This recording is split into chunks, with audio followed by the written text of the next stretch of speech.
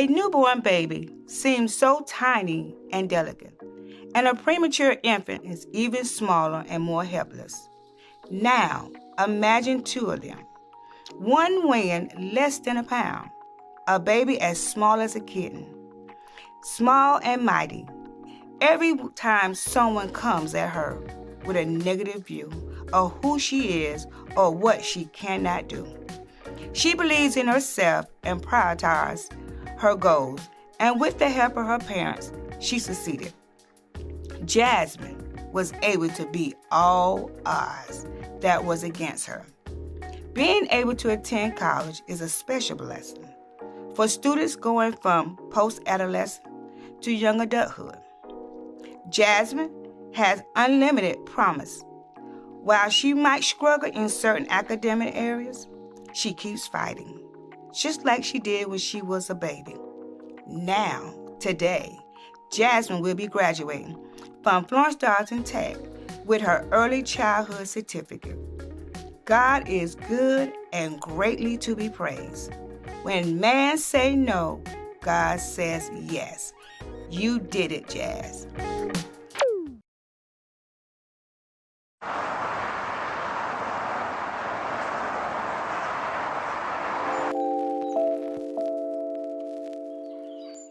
My name is Jasmine Barr. I work at Kids Corner for about 7 years. I am an assistant and teacher. I just love kids. I just love it. And I I got I got my early childhood development. I'm getting my certificate this year in May, and I just love it. And I'm ready to graduate. And for my family, I just love my mom. She worked real hard for to achieve me, to push me. She been pushing me, and pushing me. So I wanted to say thank you for my mom and my dad to get my achievement in educational childhood. My name is Samuel Barr, but everybody call me Sam. Um, I'm actually a part-time worker at McLeod Hospital right now. I drive the 18-wheeler, delivering procurement products to different hospitals. Jasmine is one of the my twin daughters. Um, she's the oldest of the two. She was the feisty one. We used to call her Little Mama because she was feisty at birth.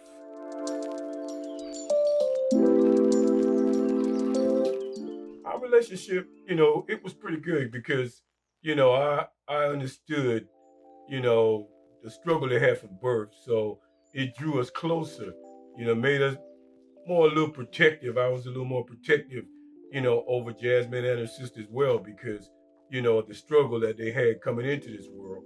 So, our relationship was pretty good. We were all close because when you see pretty much one or two of us, you see all of us. We pretty much together.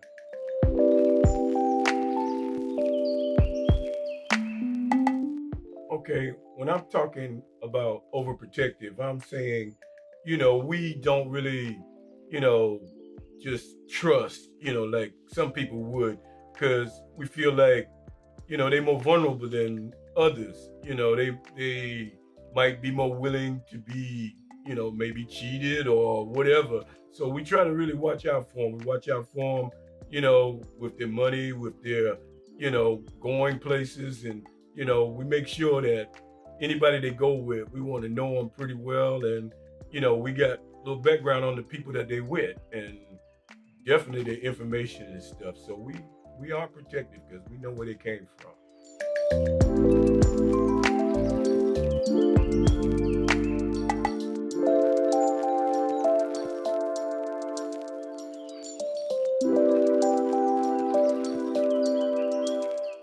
My name is Gwendolyn Alexander.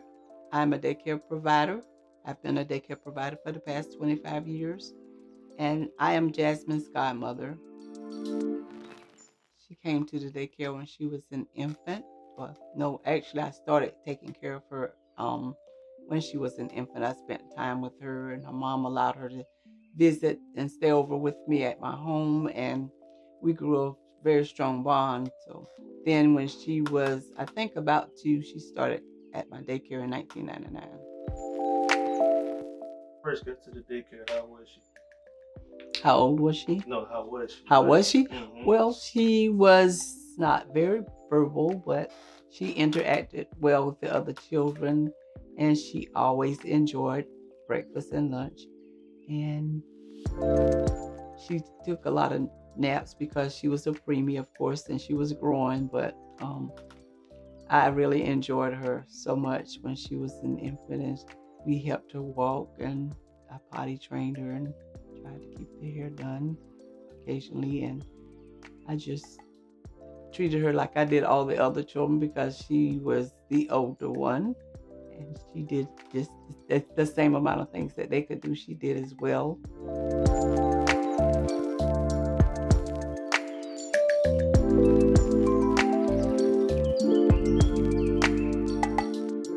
My name is Michelle Barr.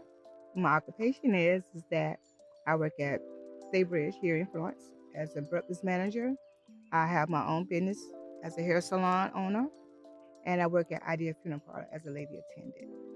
I am Jasmine Barr, mother.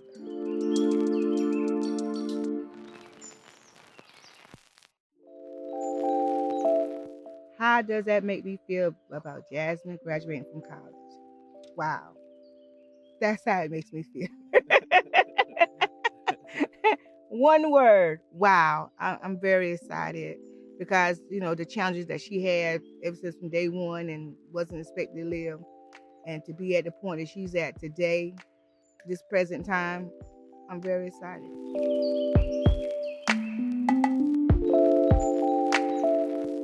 If I had to go back to May the 5th, 1997 on that Monday, and then that next day, that Tuesday, when they finally asked me to go down there to look at them in the NICU, I was like, what is this? Literally, that's what I said. That was my words. Lord, why did you do this to me? I did everything right. I didn't get pregnant outside of wedlock. I got married, got pregnant. And what is this little rats? Because that's how they look, like little rats. And I was hurt. And as time grew on, when they said that, she may not live and all that stuff like that, and they didn't hook up machines to her, we believe God. I said, God gave them to me, then I know God got a plan. So from that day forward, we just kept on pushing. She always had a struggle. Jazz was always a fighter anyhow. She didn't really, one of the ones that just not. She took a lick and she kept on, ticking. Even when we brought her home, she stayed in the hospital for 100 days. And the 100th day, that's when the doctors came to us. And I'm sure my husband done shared that. They came around and said, that she was, if they would have known what they knew back then when she first was born, they would have never said what they said. But you know what? We thank God because God gave them to her. When she came home, she almost stopped breathing. If it wasn't for her dad coming home that afternoon, God had a plan then, because all day long she was doing good with me and her godmother, but until he got home, then she stopped breathing. And when she did, I threw him over there to her. I threw her over there. And therefore, again, she jumped right back. She went and she had surgery, went all the way to Columbia, had surgery. They come some over disappointing news. She's going to come from the unit. Then she's going to go to the floor. She ain't going to be able to burp. She ain't going to be able to suck a bottle. None of that happened that way.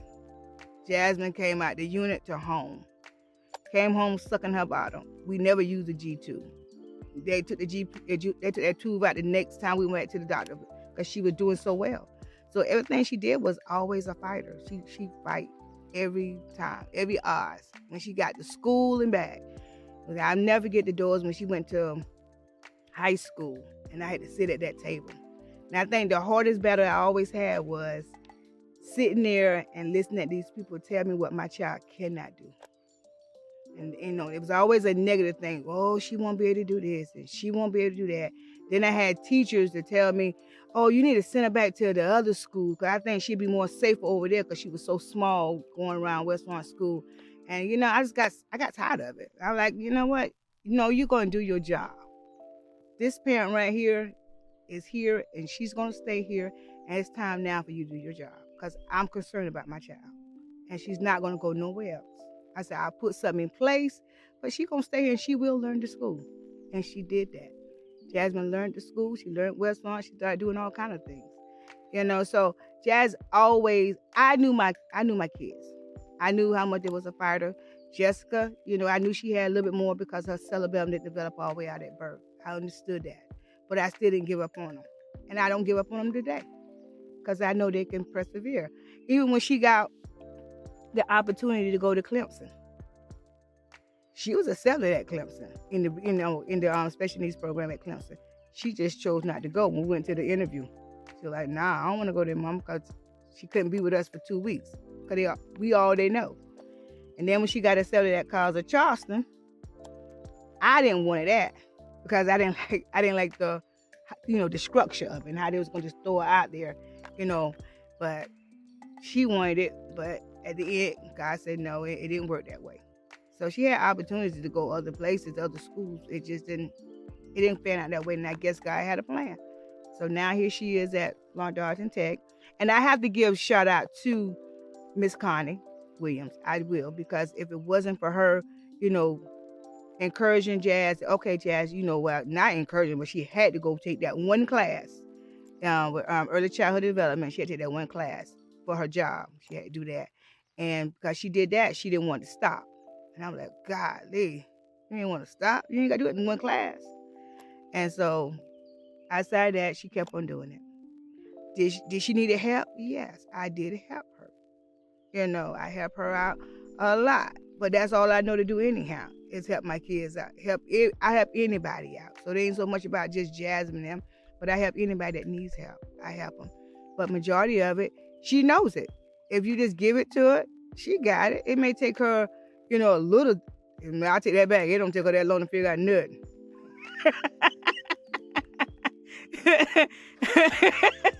If she hear it, she got it. So Jazz is very smart.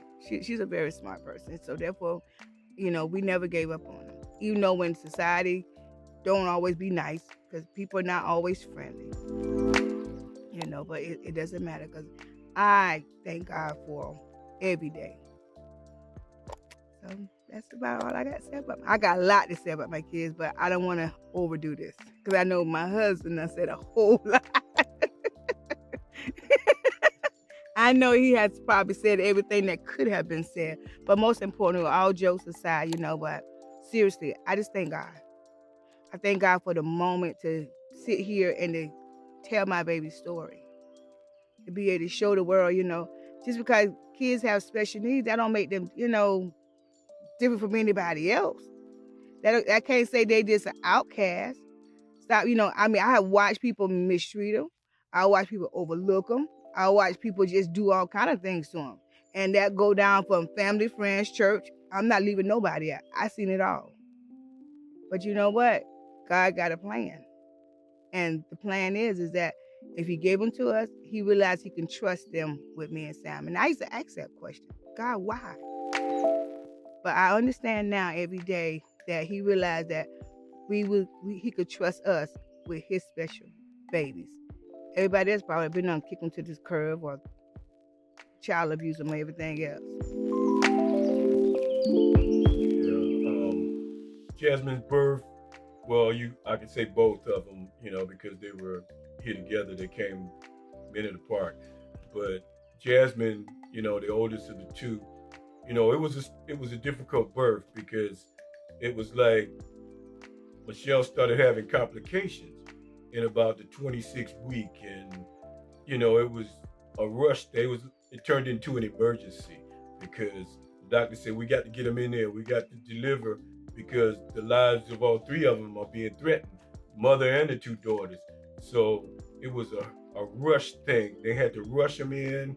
They had to hurry them. I thought that I was going to be able to dress out and go in and watch the delivery. It was no time.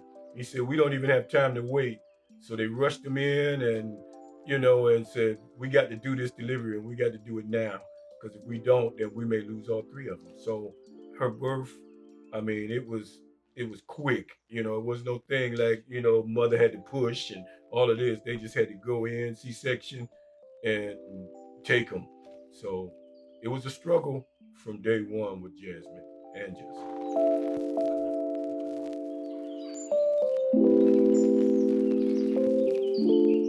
Those that were involved during this time when Jazz came, I mean, it was like a group of us out there. I mean, I think Godmama was there, the pastor, from Sumter, Pastor Coleman. It was, me and some other friends. I can't remember exactly all. I think some sisters, some of Michelle's sisters was there. And, we just was, all in the waiting room and, waiting to see this come to pass because, she was having complications a little even before this, because I can think back to when we would go and she would get her ultrasounds done. They looked at it and they called in a specialist, and this guy was one that could pretty much tell you that these babies going to have certain kind of deformities or issues when when they're birthed. So they advise you what you need to do, and they advised us that these girls were going to be complicated and they probably should be aborted. But we refused to do that because we believed, that God didn't want that to happen. So because of that, pastors and all of us came together and we just trusted God and we believed that this was going to happen, and that God was going to take care of them because he wouldn't allow them to be formed in Michelle and birthed if he was going to take them right back. So we didn't believe that he was going to do that. We believe they're here for a purpose, and this may just be the purpose that somebody might see this and just make them believe God and trust God a little more. So it was difficult from the beginning, but like I said, we had some praying people. This sister singing this song, I had a praying grandmother. At that time, it was some praying people. It was some praying mothers and fathers and uncles and aunts and pastors, and people were just praying. So I believe when those prayers came together, they reached heaven and God heard them.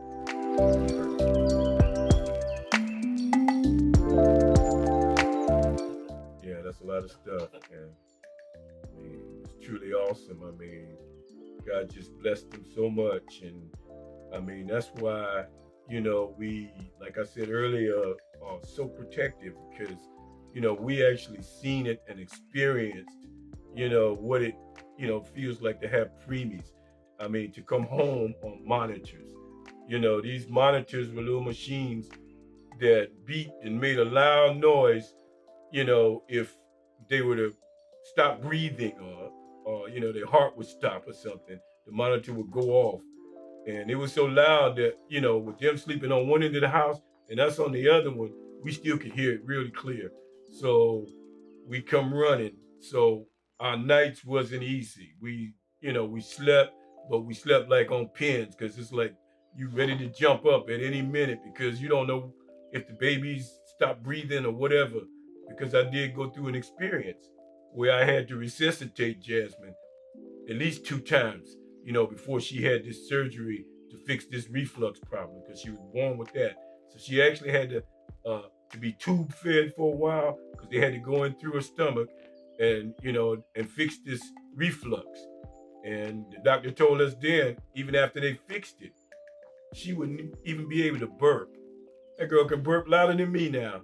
So, God just continued to do miracles. I mean, every time the doctors would say something, she would defy it. And God would show us that, man says one thing, but look what I'm going to say. And then boom, there it is. I mean, there she goes. She graduates from school. God allows them not to get a certificate, but to get a diploma. I mean, move on from there. Then you go to tech. God allows her to graduate from a college, whereby this is the same child that doctors gave up on. But we went back to the same doctors that said that, and saw him, and he had to take his word back. He said, I am so sorry for saying it. He apologized for even saying that. So, this is what God will do. God will go back to man, because he's saying things, he'll make you apologize because we don't know. We got limitations, but God doesn't. And he proved that, and he's still proving it today. So, hey. Was there supporting us? Wow.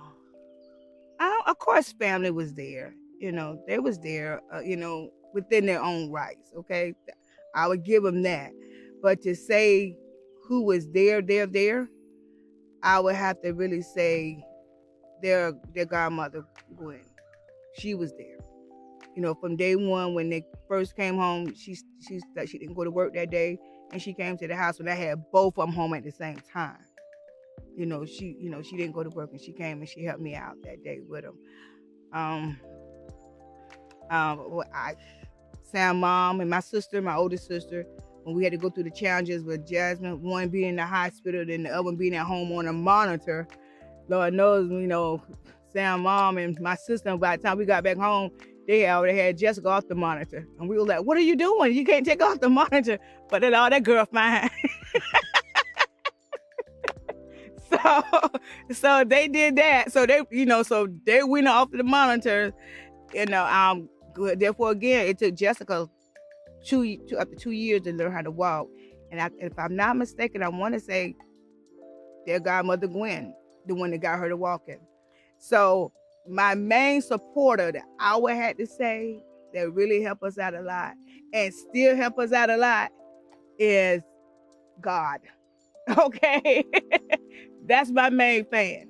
I mean, thank God for family. Thank God for some of the friends in the family that came, through the years of helping us. I had some that came and I had some that go. But nevertheless, God is still here. So if I had to give a big shout out to anybody, it's all God. It's all God. Trust me, it's all God. I thank God for some of the pastors that probably came along and prayed for me, especially Apostle Coleman, because in the beginning when I was first going through, when they said we all was gonna die, he came to the hospital and he prayed. And if it had been for his prayers, with all them gathering together, that's one reason why we're here today, because they stopped and they prayed. But outside of that, I can't say a whole lot of major support. Maybe that might be one reason why we probably doing this documentary too, that people can look at this and be more supportive of your family that have to go through kids that have special needs. Be there for them, because I really remember the day when they found out that we was having twins. And everybody was excited because they like, oh, we having twins in the family. We having twins in the family. Oh, we gonna have twins. I remember that. But then when it went to this side of the spectrum of them coming out being premature and having special needs, having delays, what happened to all that excitement that we're going to have twins, we got this, the support went very low.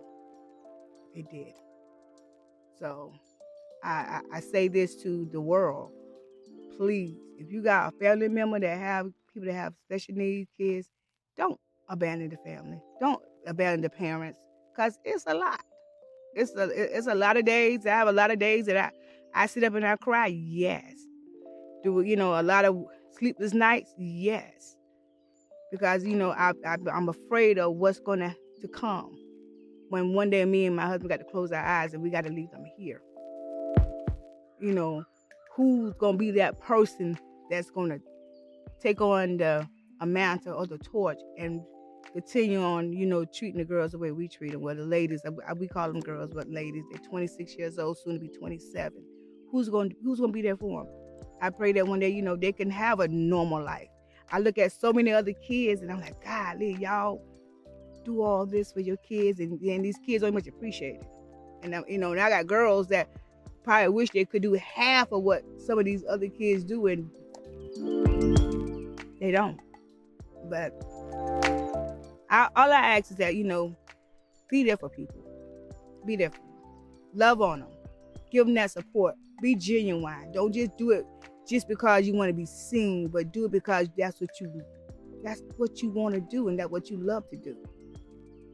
So honestly, I told my husband when it come down to being in the church, and I must say this, because as us being born again believers and stuff, and we love the Lord with all our heart.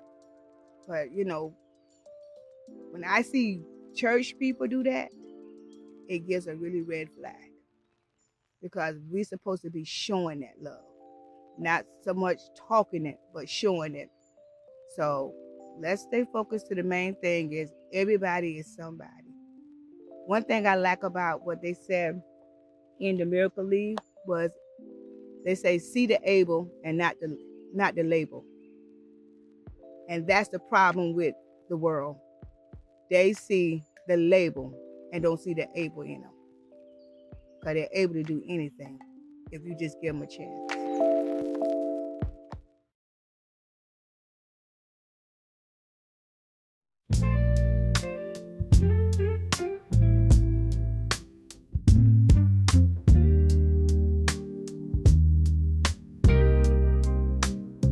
I'm very, very proud of her. She came a long ways, but she never gave up. She's always been strong. She's always been determined. And now she's doing something that she really loves, and that's working with children. And she does an incredible job. So I am really, really proud of her. And I wish that she will continue to do even greater things, whatever her heart desires to pursue her career even farther. I know she can do it.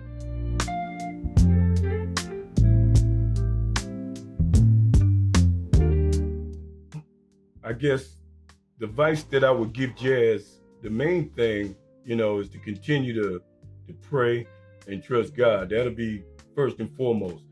And when you do these, asking for guidance and direction.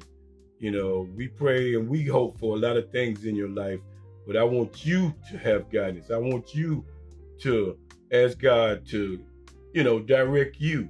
Because a lot of times, what parents want, it's not always the wants of the child.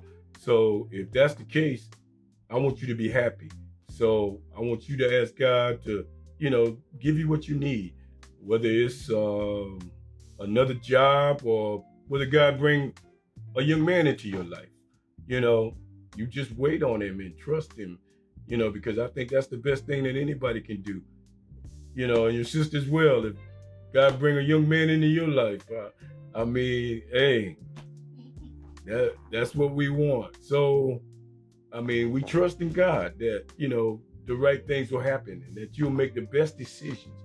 So trust God, believe it, always pray, and do your very best in what you do. Take your time and think about it before you react. Don't make hasty decisions. You asked to do things, think about it. Pray about it, and then react. Because sometimes, you make decisions quick, they be wrong. So think about it, pray about it, ask God to help you. I think that's about the best advice I could possibly give you. And if you did that, I think you'll be all right. You both. I really think it, Jazz. If you can keep on pushing, you can go further than this. You can move on up to associate, bachelor, master, if you want to. Sky's the limit.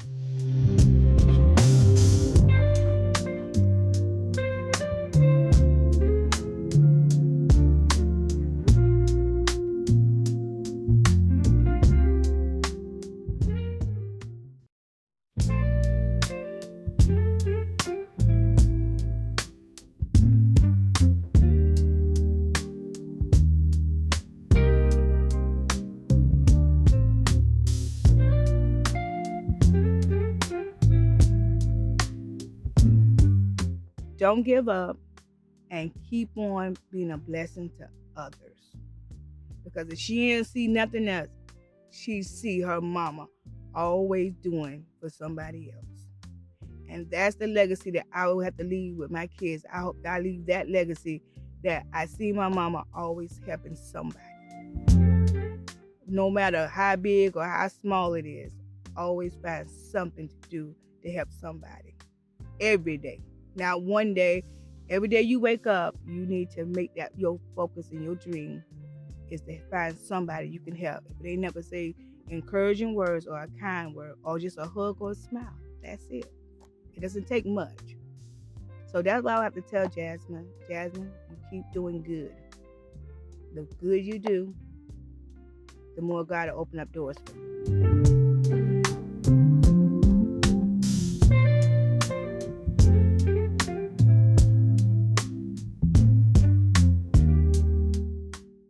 Certificate in Applied Science, Early Childhood